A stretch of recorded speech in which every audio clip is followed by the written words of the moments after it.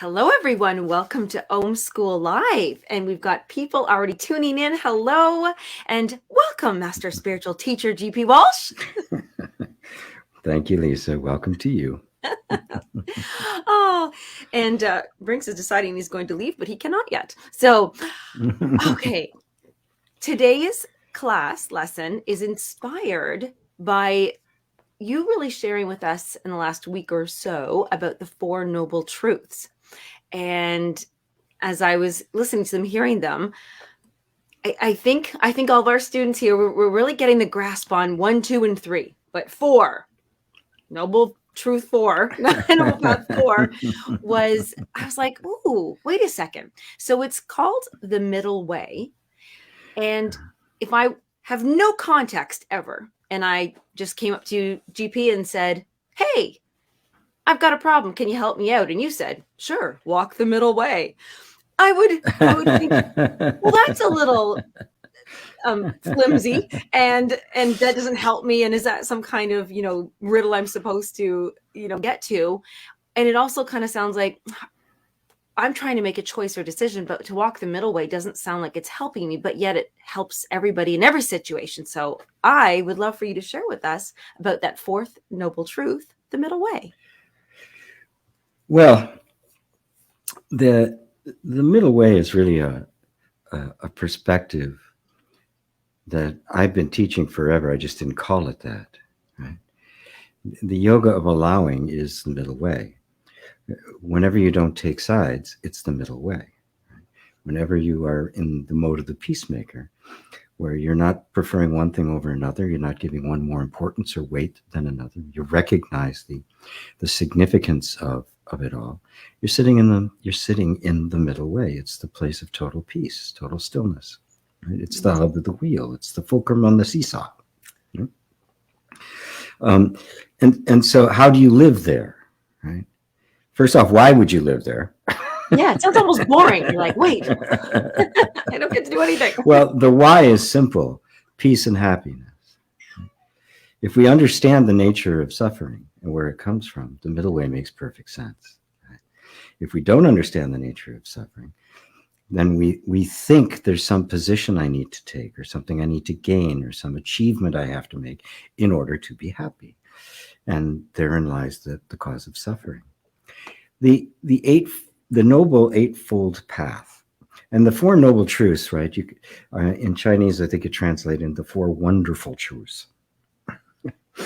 Right, and the nobility just means, high, significant, deeply important. It's not like an aristocrat, a king or a duke or something. It's pure, right? It is essential. And Buddha, being the very practical guy that he was, once finding the cause of suffering, and the end, and the realization that it did have an end, right? That it was not a permanent condition. It had roots, right? There were causes that were things that were making us suffer, and he came up with the Eightfold Path, which is the way to get out of it, and the way to correct.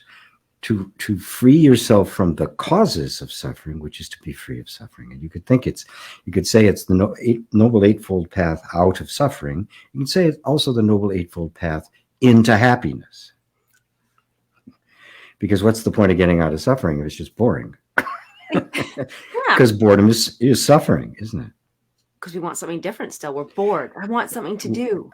Yes, there's a restlessness, there's an unsettledness, there can be confusion, all sorts of stuff that can come with it. So in the Eightfold Path, he simply touched on all the various aspects of our lives, which, when they are being lived from the point of ignorance, create suffering. It's really important to understand this. Our suffering has a cause. And if we find the cause and free ourselves from it, suffering ends, because it's not a permanent state. It's not a thing in and of itself.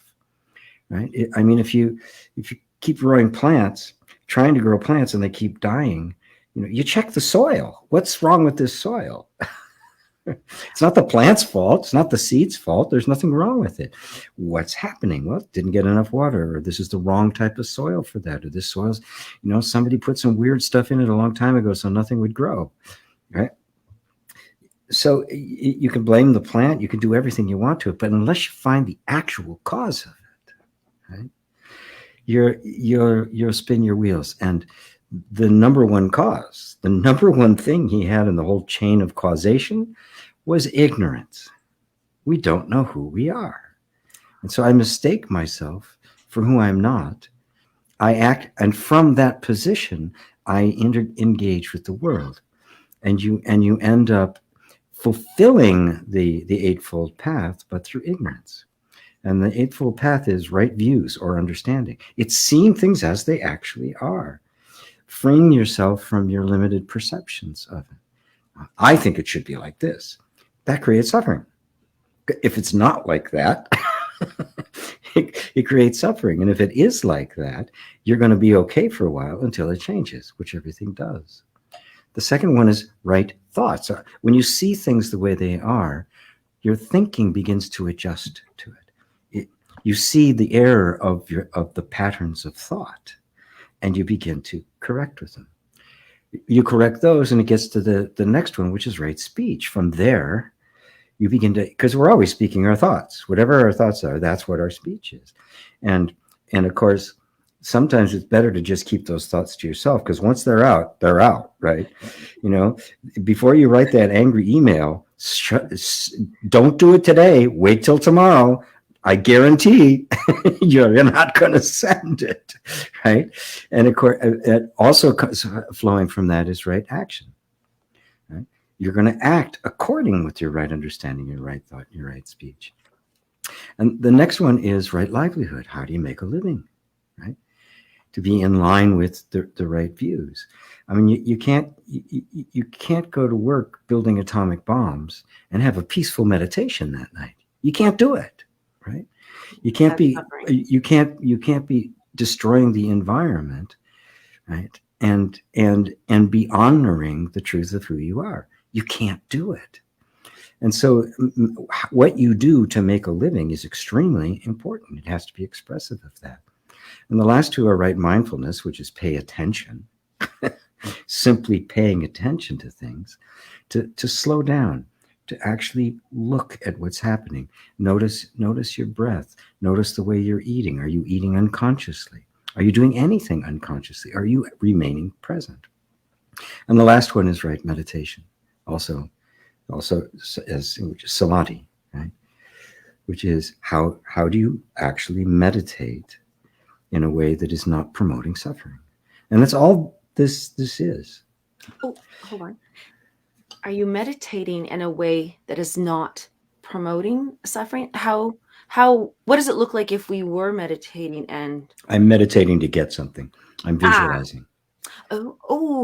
Wait. I'm concentrating. Yeah. Well, somebody's going to say something. I know it. They're going to say, wait, is visualization causing suffering? Yes, because the act of visualizing is the act of separating yourself from that which you desire. And it's giving your desires more importance than you in a very subtle way. And it's unavoidable. There's this attempt to get something, whereas meditation connects you up with what's already here. You're already whatever you're seeking. What I just said is right thought. Oh, I'm already that. Well, then how do I meditate, right? Yeah. Putting that into what I'm doing, rather than this trying to get something, even trying to get enlightenment. Yes, that's good. Okay, if visualization separates from who we are, and we are already that, I want to just distinguish the difference between a desire, because desires are human. We all have them. They're going to come up. It's the attachment to the desire. So if we are does visualizing something indicate that we are attached to a desire? If there were no attachment to a desire, there'd be no need to visualize. How do you have a desire and not visualize it? Well, because it just arises, right? It arises, you give it attention, you love it, but you're also letting go of it at the same time. You haven't attached to it something it doesn't have, let alone, namely, my happiness. Oh, right. The fulfillment of a desire brings the fulfillment of a desire, and there's an emotional state that goes with it, and it's really wonderful, and we all love it, right?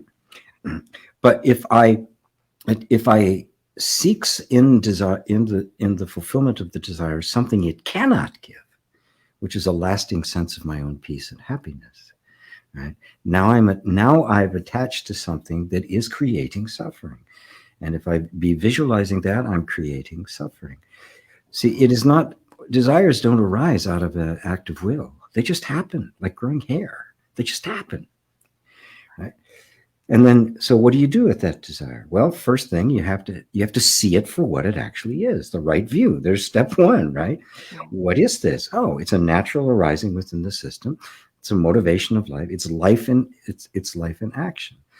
All right.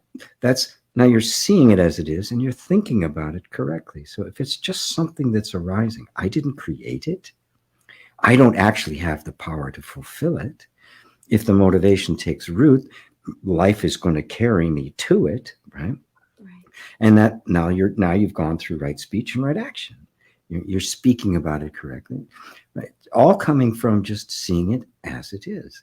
And at that point, the visualization is not an act of will, the motivation of which is to fulfill the desire. It is simply being present, being completely at peace with right now, and allowing the desire to fulfill itself. Or not. No, not every plant grows. And some plants, they grow, the only reason they grow, they're not a cash crop. They don't do anything other than put nutrients back in the ground that the next crop actually needs. That's very important. Like squashes, they detoxify the soil. Yeah, they do. It does, and it's absolutely necessary. These are the permaculture ideas where things are interacting like that.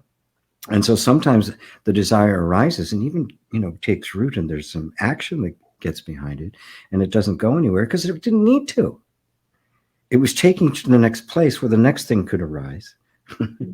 and on it goes. So there's this participation in the flow of life without dependency on it.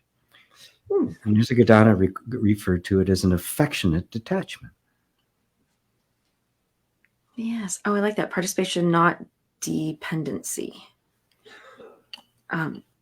That's a healthy way of looking at almost like everything. Yes, I like that. Everything. Yeah, I was going to say, wait, there's nothing I can exclude from that. Yeah, that's why it's called the noble, the noble path. Noble, wonderful. I want to go to the word cause. Might call them the root, the mother of, but the cause.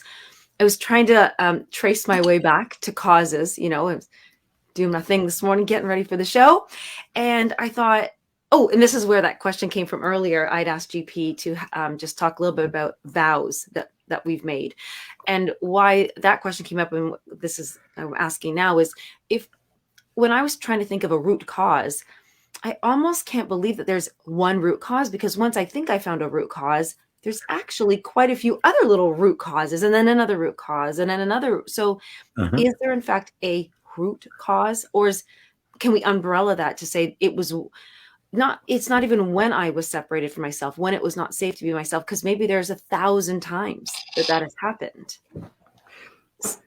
So what about root cause? Yeah. Well, the root cause is the separation. And can we have more than one? The root can be lots of roots? Well, one per lifetime. Does everybody just have that one or many? Well, right. At some point, the sense of a separate self emerges. Right? Oh. Even if there's not a severe trauma, it's going to happen, because this is the nature of human life. And the sense of that, and when that emerges, immediately the sense of I am says, I am the body. And in that moment, my entire sense of self and the body become one. So the functioning of the body is my functioning. The destiny of the body is my destiny. The pain of the body is my pain. The death of the body is my death. Right? And that is right there, you have created the essence of suffering, right? If you could get to that one thing, right, and see that it's not true, really see that it's not true, and let that integrate into the system, suffering will end. You don't have to get to all of them. You don't have to cut down a tree. You don't have to first take out all the leaves. Yeah. But in practice, we don't always get right there. When I say something like you're not the body, most people go, huh? They have no idea what I'm talking about. Even those that have seen it and have come to agree, but face the momentum of the world around them, which believes that we are the body, the physical form, plus our own habit energy, our own habit thoughts. So it's very difficult for most to get right to there.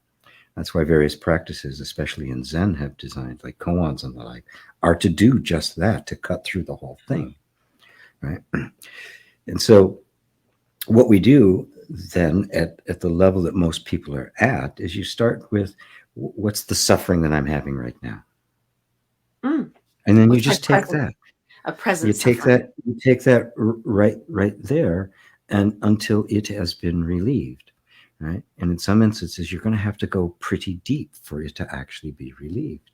And in some rare cases, you can go all the way. But for the most part, we just kind of get to the point where the branch is healed. The whole tree isn't yet, but the branch is. And there's some very deep stuff in there. That's why Buddhism refers to it as the repository consciousness or the storehouse consciousnness. There's where the seeds are planted that arise as dishonesty or fear or whatever the particular form is. There's this other layer down there Right. that is not limited to this lifetime.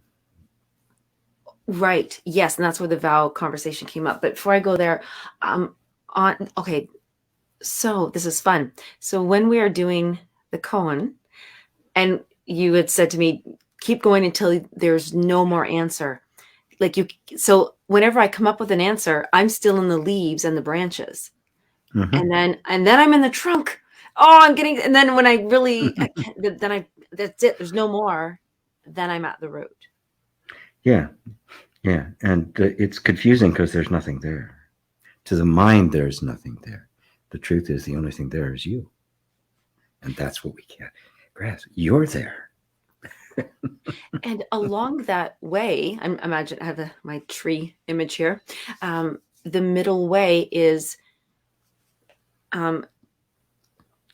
getting to each present suffering and staying in the middle. So if we get to I'm presently suffering from this, I'm angry or I'm sad, I've taken a side. I'm not in the middle way.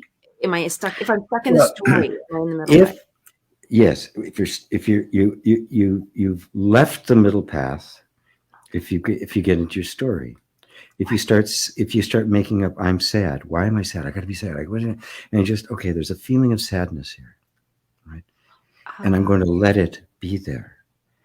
It's neither right nor wrong. It's just present. Right? Now, if it's neither right nor wrong, I'm taking no position. I'm just with it. That's the middle way.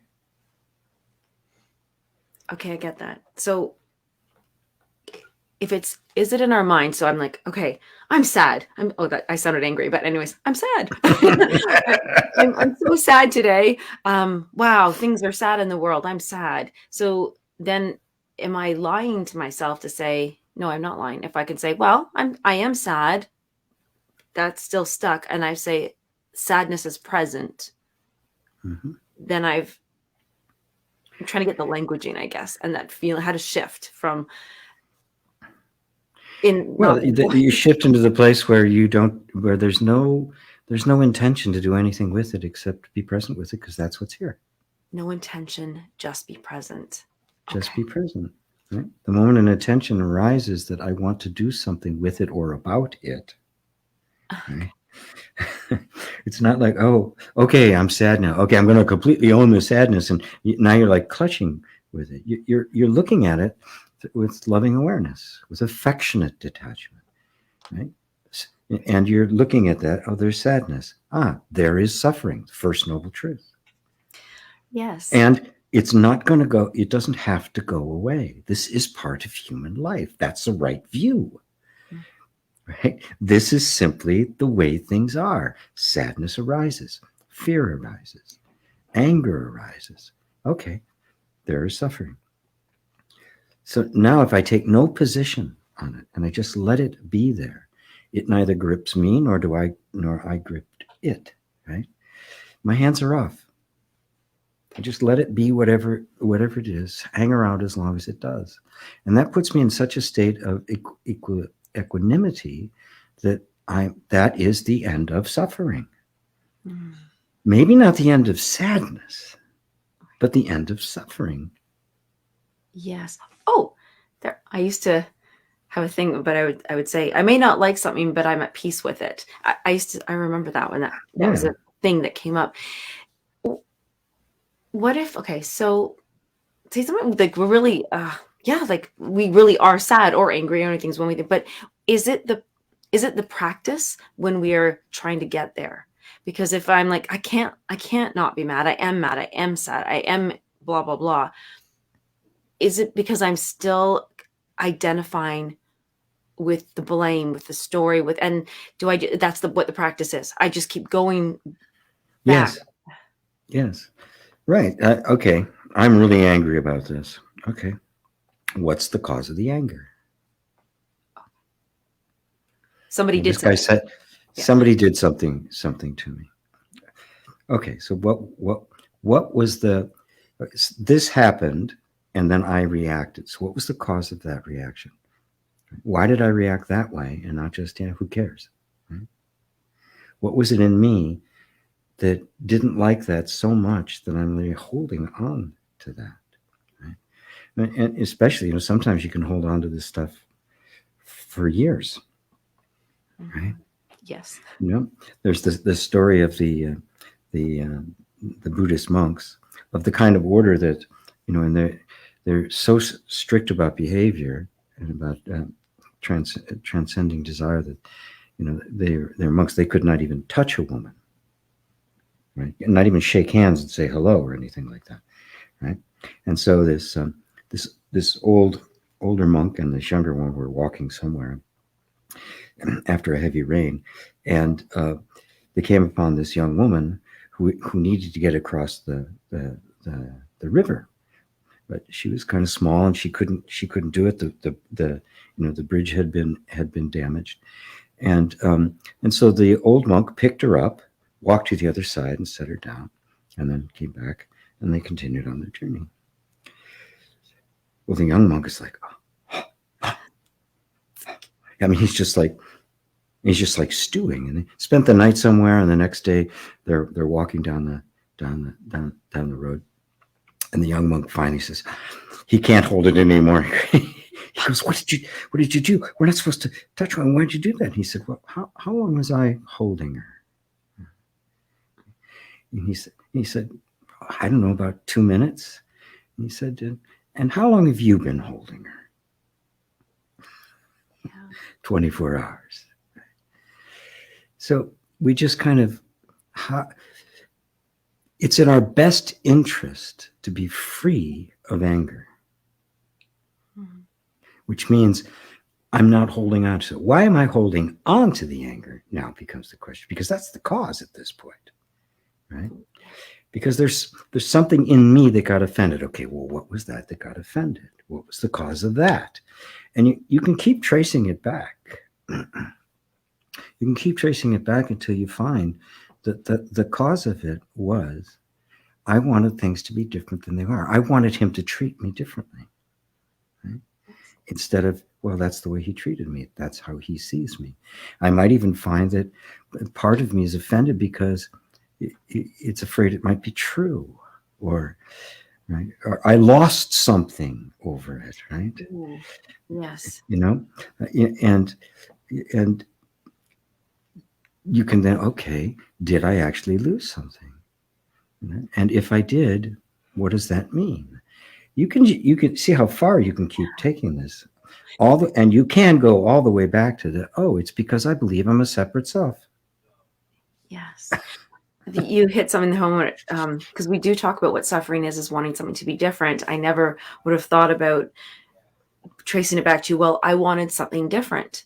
And then you're like, well, what if you actually got that something different and it wasn't what you want? How do you know you even wanted that? Like, what is it Yeah. that made you think that you even wanted that in the first place? Like, how many times have we wanted something, got it, went, ooh, that is not what I wanted. That's not what I want. And that comes from attachment to the desire, Right. right? I'm expecting the desire to give me something now. Right? Oh, so what are we expecting the desire to give us? Ooh. Yeah. Right. Okay. Which is a projection. That's not a right view. The desire can only give you what it gives you. Right. If I desire to have a lot of money, and I get a lot of money, I will get what a lot of money can give you. Right. Right. And that's it. Sounds Right? like But you're if doing I it right. think it's going to give me happiness and peace and security, ooh, it can't do that. It can give me, nice cars and house and a relative sense of safety, right? Relative. Yes. Relative, but it also brings with it the fear of losing it, more Mhm. responsibility. All sorts of changes take place. It doesn't come in the form that we think it's going to. So you say, okay, if I get a lot of money, well, this is going to happen, but also this is going to be there. This is what happens when you have a lot of money, when I have more responsibility, and right? The word relative is really exciting, because relative is not the middle way, because it has a reference point, which means it's taking sides. So, Yes. so in relation to that, you can't. So that's a light bulb for me. So, so whenever somebody is because it is relative, and how I know that's relative is that I may think $1,000 is abundance and riches, and somebody else may think 1,000,000, somebody else may think $10. So therefore, it can't be true, because it doesn't work for everybody at all times. And sometimes $1,000 will be a lot, sometimes it won't be. It depends on what your Yes. bills are. If you need a new rope for a Yes. I think I've told this story before, but it's a good one. That there was a party at a billionaire's house out in the Hamptons, and um, Kurt Vonnegut, the science fiction author, and Joseph Heller, the author of Catcher in the Rye, were guests there. Billionaires like to have people like that around, makes them look good. And they were talking about it, and Kurt Vonnegut said to Heller, um, this guy makes more in one day than you've made for the entire time Catcher in the Rye has been out. And Heller responded, yeah, but I have one thing he doesn't. He said, what's that? He says, enough. Oh, I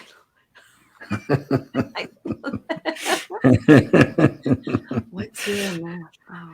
What is What's our your enough? Our enough? enough is when we're not suffering. That should be our enough, right?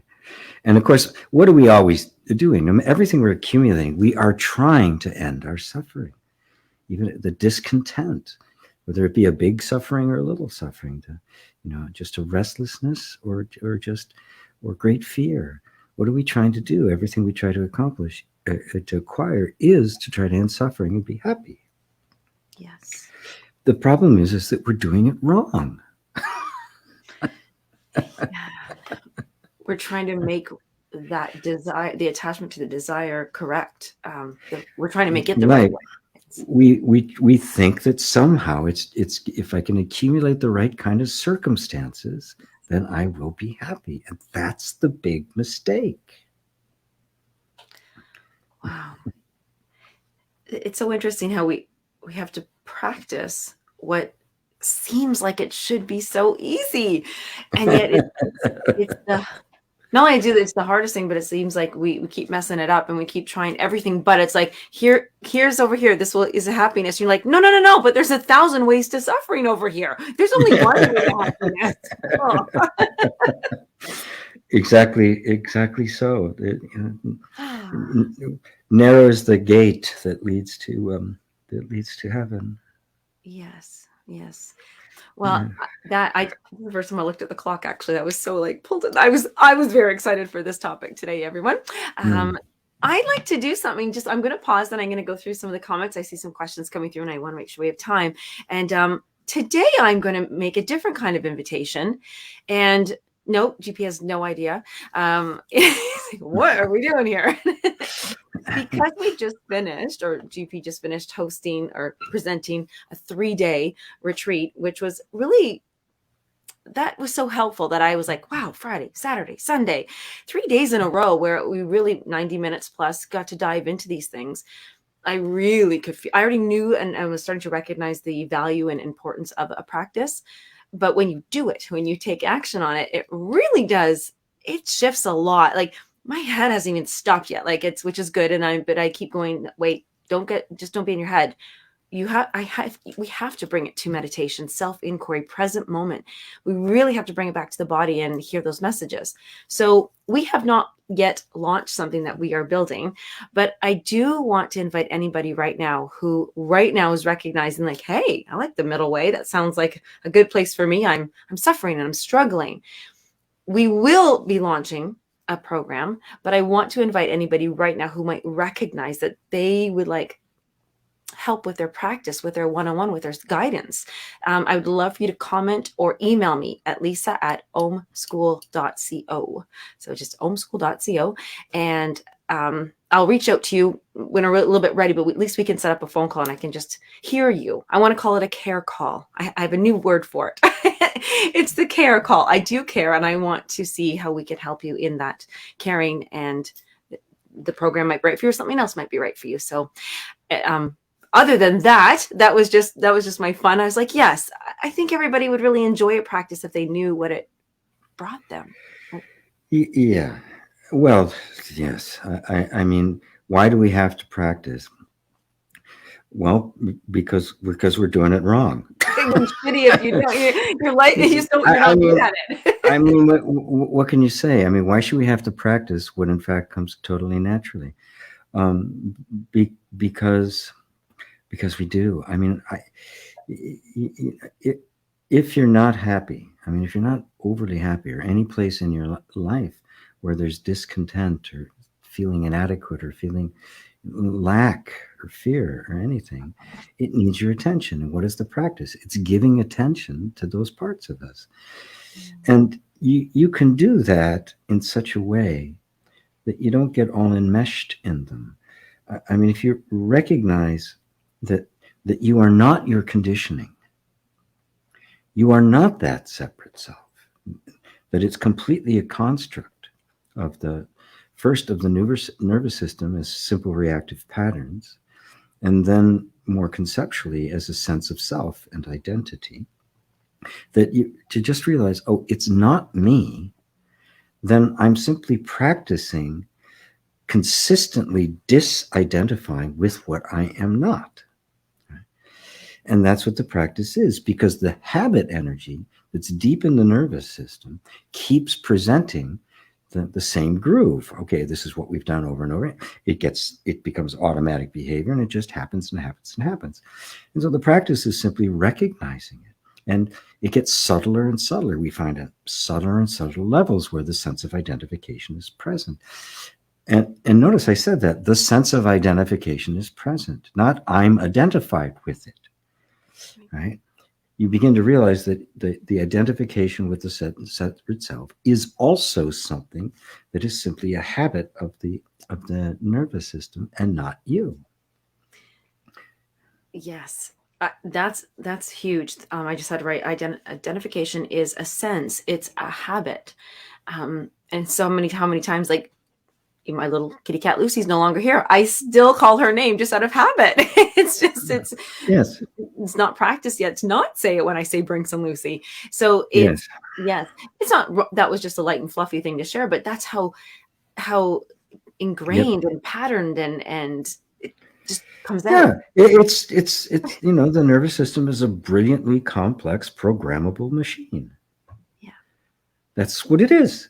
Right. And that's what it does, which is really great because it allows us to do things like talk, eat.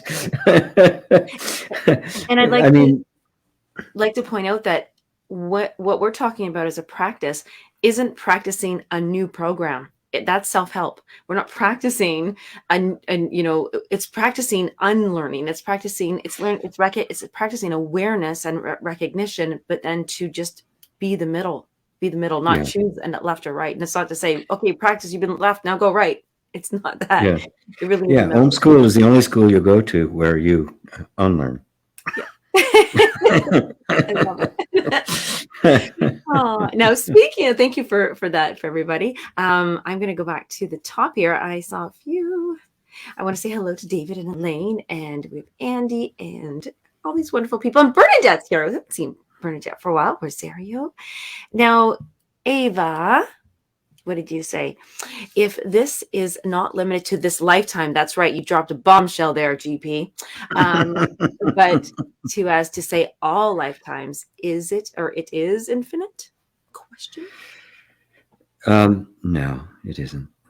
And the end of that is what's called nirvana, and it is pure oneness where you see it really had no beginning and had no end. It is the dream of lifetimes. You know, at night when you dream, nobody has just one, right? You go through a bunch of them, right? And they don't honor any kind of flow, right? One minute you could be standing on the mountain, the next minute you're, in Detroit, right? And there's no segue. It's it's total non sequiturs. It's not a very good director. It's just hopping from place to place. But we have numerous dreams. We could be numerous people and numerous shapes and numerous experiences all within one night. That is a metaphor, a representation of what each one of these lives are. Each life is just a different dream, but the dreamer has never gone anywhere. It's just dreaming of this series of incarnations. So, well, who's the dreamer? Right? Who wakes up when it ends? The importance of that teaching is not that it's an actual thing that you have to, it's a tool. It's a way of recognizing that there are seeds within, that consciousness is something outside of our particular human life. The human life emerged from consciousness, not the other way around. And so why did this particular life happen the way it did? Well, there are seeds in the consciousness that make this life happen. And the self-inquiry, the practice, gets you down to the point where you are eradicating the seeds that give birth to all of these lives. Right? And you have to see it that way.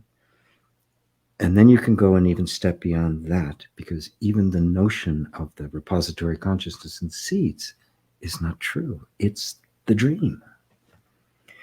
Now that's way out there, I know. So just take a few steps back to just, how do I deal with this moment? Mm. And if I trace this moment back, I will come to the place where there was, obviously, there was a particular characteristics that emerged in this life and took form, right? And where did they come from? Right? And you can trace it back to the early. You can go back to something somebody said last week. You can go to early childhood traumas. You can go to ancestral stuff. You can go all of these different places as you're tracing it back. But when you get all the way back, it becomes, well, who am I? Right? And the realization that all of it is simply an appearance is the Buddha. The Buddha is not a person. The Buddha is the realization.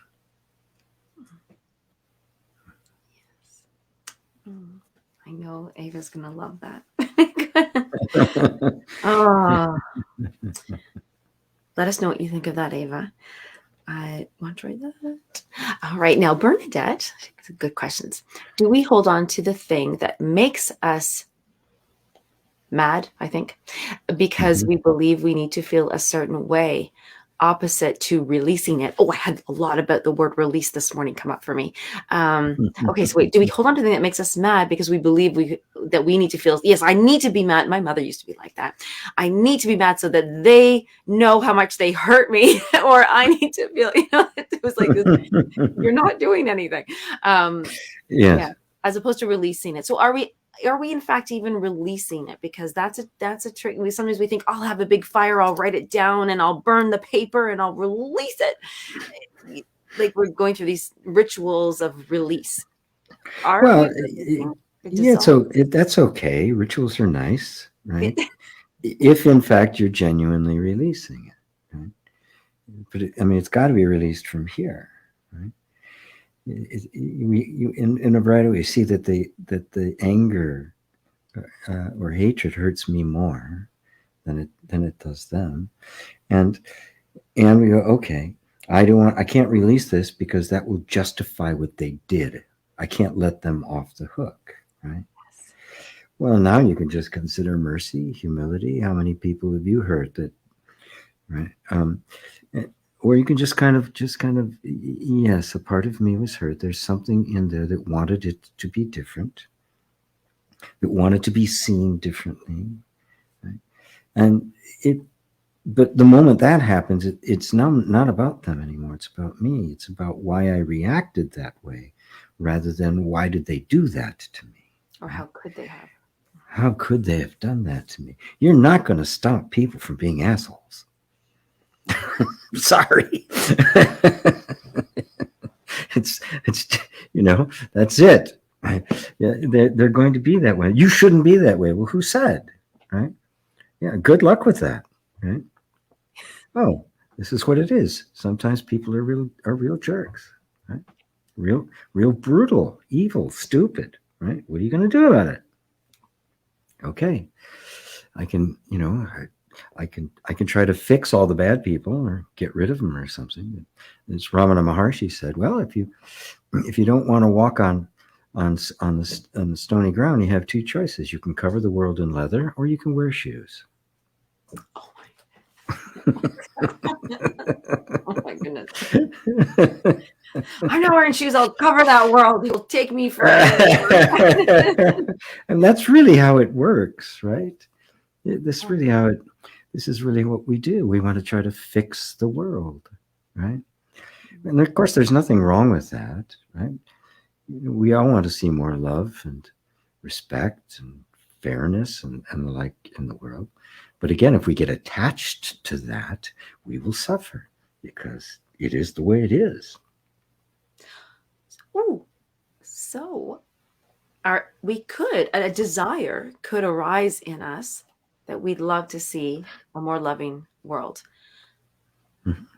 And then we might even say, well, I'm going to take some action on this. I'm going to buy the guy's coffee behind me in line here and surprise them, like I'm going to do a loving action. And yeah. But if we have an attachment that, gosh, I've been buying coffees for the guy behind me for 10 days in a row now, and they're still throwing trash on the ground or something, like then that becomes that too much. Or I've been going to church, I've been praying to God, why am I not healed? Why, if it's it's a beautiful quote. Let me see if I can find it here really quick. From Thomas Merton. Oh, here it is. Yeah, Thomas Merton he's a famous mystic monk in the Franciscan order. No, Trappist. He's a Trappist. He's a Trappist monk. Yeah, not a Tappist, but a Trappist. He said, "Do not depend on the hope of results. You may have to face the fact that your work will be apparently worthless and even achieve no result at all, if not perhaps results opposite to what you expect. As you get used to this idea, you start more and more to concentrate not on the results, but on the value, the rightness, the truth of the work itself. You gradually struggle less and less for an idea and more for specific people. In the end, it is the reality of personal relationships that saves everything."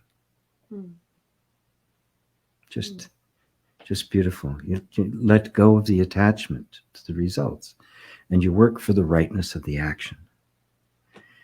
Right? Because if you're judging the action based on the results, then the action is relative to the results, right? And the expectation of the result is going to impact. It's going to distort, influence the action itself.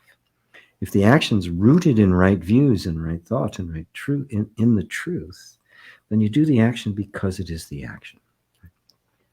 Chris Hedges, who's a very famous political commentator, brilliant guy, Pulitzer Prize winner, spent 20 years in Middle East and South America covering wars and stuff. He made this comment that just really sums it up. He says, "I don't fight fascism because I can win. I fight fascism because it's fascism." Yeah. We may not win. Very different. We may not save the world. Yeah. The universe isn't going to care. Yeah. Yeah. It's going to end anyway, 10 billion years or something. I don't know when the sun runs out, right? But but so why do you do it? Because it's what needs to be done. Yeah. Oh, I love that. It's like when we said about why do we do the dishes? Because they need to be done. Because they're dirty. We have Aiden here, just completed the safety tapping from GP. What tips do you have here for consistently treating PTSD, daily, weekly, or less frequently? And just before you go into that, I was going to say, everybody, yes, the safety tapping from GP. GP is like a bazillion free intros, and you can pay as well. You can purchase them all, and we can tell you where to go after. But if you're wondering, hey, what's that? Tapping is a beautifully simple thing. When you notice yourself being reactive, tap. You can use, the side of your finger, tap. Get it in the camera, like so. Or you can do it. Gotta get on the camera, like this, and wrists, or, right. or the places on the face. If you're out in public and you don't want to look weird, you can rub the spots as well, right? The important thing is that when something flares up, a reaction of PTSD, and we all have it, by the way. That's the result of childhood trauma. We all have these reactions that are not appropriate for the moment. They're a throwback to the past. The moment you see it and you do this, you're immediately saying to your nervous system, it's okay. And there's not a schedule, right? Sometimes you can do it for a minute, 30 seconds, and it's like you can feel it calm down. Other times it persists. It's okay. If you're not only sending this message to the body that it's safe, you're also consciously separating yourself from the conditioning that is the PTSD. And that conscious, you're here, it's here. When it takes over and you're not conscious, it's me, right? This is all happening, right? But if you realize, okay, my nervous system was trained to react in this extreme way when these events took place. That's a training. There's nothing inherent in the event that took place that says I have to react like that. Because if it was inherent in the event, everybody would react like that. So it's not that. It's how I have simply been programmed to react. If I've been programmed to react that way, I can be programmed to react differently, which means that all of a sudden now I am not this condition. It is just conditioning, and I'm not that. That knowledge then informs the tapping. So you're now helping the nervous system recognize what you've already recognized.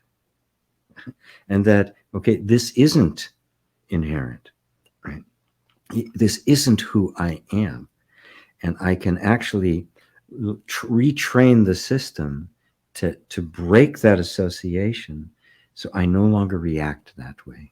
The conditioning now is replaced with peace. So does that help? Whenever it comes up, right? That's the most loving and honoring thing you can do, right? Not, oh God, I really feel horrible. Oh God, I don't tapping until next Monday, right? So no, now. Right. Now, as a practice, right, you can set aside times during the day to just be present with ever, consciously, right?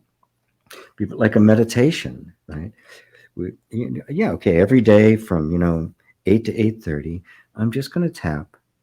I'm not going to try to bring something up to tap about. I'm just going to tap and let my attention go into what am I feeling right this moment, and just be present. Don't try to make something happen. Don't try to say, okay, let me see if I can bring that up. No, don't. What's here now? What's here now? And if there's nothing here now, you go, okay, this is great. I'm going to enjoy the fact that there's nothing here now. And tap, which will then help reinforce just the quiet of there's nothing here now. So it could be half an hour of just all this is doing is I'm safe, I'm safe, I'm safe, I'm safe, I'm okay, I'm safe, I'm okay. And it's very simple and it's very powerful. There was a fellow, David Lake was his name.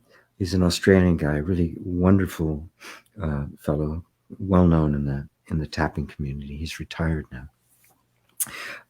He had a person who had severe OCD. Took her 2 hours to leave the house. Whenever she had to go somewhere, it took her 2 hours to leave the house because there were all these things she had to do and lock 3 times and that sort of stuff. And he had her do. He says, "This is what I'm going to have you do." He showed her this, just tapping on the side of her fingers like that. He says, when you start getting ready to leave the house, right, just do this while you're doing all of your OCD rituals. So she did. A couple weeks later, it was only taking her an hour to leave the house. A couple of weeks later, it was a half hour. And finally, it got down to 15 minutes. She says to him, "How long does it normally take people to leave the house?" He says, "Oh, about 15 minutes. And this is all she did while she was just doing everything else. So while this was happening, her normal reactions were there, but simultaneously there was this very subtle message going into the body. I'm safe, I'm safe, I'm safe. And that was enough to begin, because the detection of safety by the nervous system, it doesn't miss anything, by the way, right? So all of a sudden, it's going through this ritual, which is all based on fear and anxiety and all sorts of stuff. That's where it came from. If I don't do this, something bad is going to happen, right? So in the midst of the intensity, which was never interrupted before, this little message keeps getting, it's okay, you're safe, it's okay, you're safe. And the nervous system just immediately begins to open up to it because it receives it. And it wants to be safe. That's the whole point. That's why it's doing all stuff to be safe. And now it's like, oh, I'm safe, I'm safe. And as that happens, the behaviors that are trying to acquire safety begin to diminish. Of course they are, because the safety is now here. And the nervous system does not have the problem that the mind has. It doesn't conceptualize about, well, is it here or is it not? It just feels it and goes, yep, it's here. Boom, everything comes down. And it never came back, which is like pretty profound. Oh, wow. Yeah. You know, it's interesting is my father used to do that. I forgot about that. When you did the check the lock, you'd have to go 1, 2, and 3. That's always. And if you did 2, we couldn't even walk down the hallway away from it. But Yeah. it's funny because I was like, I don't remember him doing that lately. He's moved a few times. And my question was going to be, it's sometimes when we change environments, like he didn't have that door to check or whatever, does that conditioning or pattern still exist? It's just not being activated. And Yes. Okay, but maybe he never needs to work on it. But if it came up, then he would, or does he need to bring it up? This is very subtle and complex stuff. Sometimes it's, for some reason, it's just not triggered. For other times, there's just been a natural development that's taking place where that trigger has just kind of been diffused, right, and isn't there anymore, right? Even though we don't know why. When you do something like tapping or meditation or self-inquiry, you're consciously engaging to disassociate the triggers. You're not just relying on maybe it'll happen, maybe it won't. You're consciously participating now. I like that. Yes, consciously participating. Actually, there was a bunch of acknowledgments and thank yous along the way with the comments saying, yes, that's good. And I agree with that. But I was once saying consciously participating before I forget. And that's so yes, that was a beautiful about appointments. And when do I do this routine? When we consciously participate, that's our practice. And when you need it, that's when we do. Your appointment is When you now. need it. Yeah. Your appointment is now. You don't have to call and say, I've pulled my back. Can I get in to see the chiropractor, the massage? You know, oh, we have one for you Right. tomorrow, but I need it now. And so this is good. Like that. Yes, consciously participating. We have, so Bernadette, it is like, oh, wait, I saw earlier that she said, yes, you answered it. But it was before we answered it. So it was good. You said something wonderful. It's easy. I like what Ava was saying here. The first seed, the basic seed, back to the identification. It was so easy to learn, but it was so difficult to unlearn. Yeah, easy to learn, isn't that funny? But unlearn, something's like, stop doing it. That's why it takes loving awareness, the deepest kind of compassion for yourself, because this shit's just going to keep coming up until it doesn't, right? Yeah. And when it doesn't matter to you anymore that it comes up or doesn't come up, then you're free.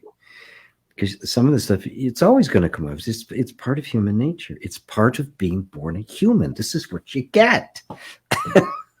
When you just said it doesn't matter anymore, that is so, one of a lesson that a friend taught me 20 whatever years ago. And he said, you know what, the best thing to do if you're in a fight with somebody and you just can't win, stop blowing. Take the wind right out of the sail. Say, it doesn't matter. It doesn't.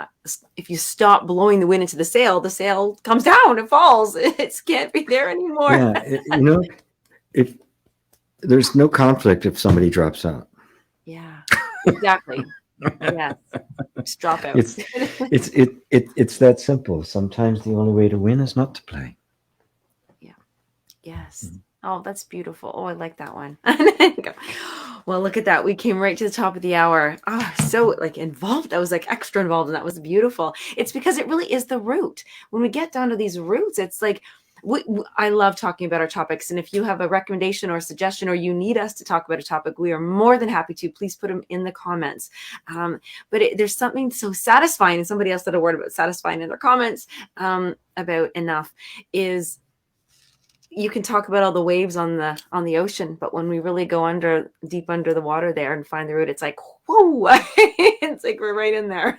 So yeah, I think Carl said that. Carl Lucy. Yeah. You see that? Oh, was it this? Because I remember the word satisfying and enough. Yes. Yeah. It's so satisfying. And so subtle. The sense of simply being enough. Right? Yeah. And the fact that you have that sense means you've penetrated deeply into it, and it has been there your whole life. The sense of not being enough was an artificial state overlaid on top of the enoughness. Enoughness is not a state. It's nothing that needs to be acquired. It is your nature. And enough is the nature. Ooh, t-shirt. Yeah, it's just your nature. Somebody else said something here. I have to write that. Where did it go? Andy, yeah. This may seem silly, but if there's a pebble in one's shoe, oughtn't one just remove it, rather than tracing the roots of the irritation it causes? Synchronicity with the shoes feet theme there. Yeah. Yes. Well, because why? You know what the cause is. You remove it, right? You have to get to the cause. If it's a pebble in your shoe, you know exactly what it is. And what do? You take it out, right? Or that toenail that broke off, right? And now it's poking the bottom of your foot. You take off your shoe, you pull it out. Yeah, exactly, right? But if there's a pebble in your shoe and you think you need a shoe shine, you've missed the point, right? You have to get to the real cause of suffering. Right. So your analogy is absolutely correct. Where's the pebble? That's the question. Where does the pebble reside? Right. And for the most part, we have mistaken it. We are looking for the pebble in the wrong place. And we think we found it. We remove it, or we fill it up, and the irritation's still there. Well, okay, well, that wasn't it. Right? And it would, the advantage to listening to great teachers like the Buddha is that they went through it. They removed all suffering, right? And they show you, here's the real pebble. Yes. And with the pebble, if you'd like to find out where the pebble is, two things, or just looking classes tomorrow at this time, 1 p.m. tomorrow, Eastern time. And we can get you in there, or just email me and we can figure out if you'd like to have a care call, and we'll see if we can identify that pebble. But gpwalsh.com/LC for looking class. We start every Wednesday tomorrow if you'd like to start, and we'll get you signed up into it. Okay. Thank you so much, GP. It's been wonderful. We've been exploring the middle way, you guys. I look forward to all the comments. Thank you. I have to end it. I keep forgetting. Okay, bye everyone.